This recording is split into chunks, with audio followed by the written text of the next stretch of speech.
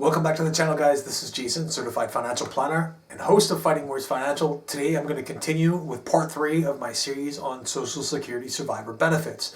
Today we're going to talk about the benefits that are available to minor or disabled children and sometimes stepchildren, grandparents, and grandchildren. Once again, this information is taken directly from the Social Security Administration. Now, it's collated from a couple of different places on this occasion, and I'll put those links below in the description. First of all, let's talk about minor or disabled children. If you are the unmarried child under the age of 18, or even up to the age of 19 if you're a full-time student, of a worker who dies, you can be eligible to receive a Social Security survivor's benefit. And you can also get benefits at any age if you were disabled before the age of 22 and you're still disabled today. Besides the insured worker's natural children, their stepchildren, grandchildren, or adopted children may also receive benefits under certain circumstances. So long as a child is not receiving benefits from a parent when the grandparent retires or becomes disabled or dies, the grandchildren may then be able to qualify for benefits as long as certain conditions are met. Generally, biological parents of the child must be deceased, disabled, or the grandchild must have been legally adopted by the grandparent. In addition, the grandchild must have been living with the grandparent before the age of 18, and they would have had to have received at least half of their support from the grandparent in that year, before the month that the grandparent became entitled to receive either retirement or disability insurance benefits, or they died.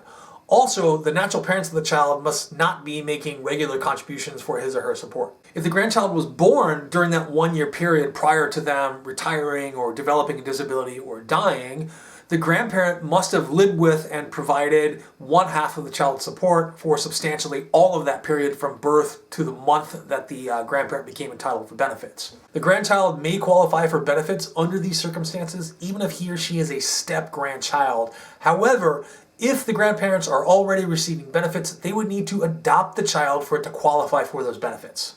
There's also a couple of cases where the parents of a deceased worker could actually receive that deceased worker's Social Security benefit.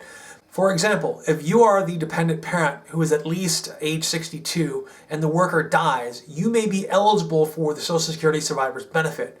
You must have been receiving at least half of your support from your working child. You must not be eligible to receive a retirement benefit that is higher than the benefit that you could have paid on your child's record.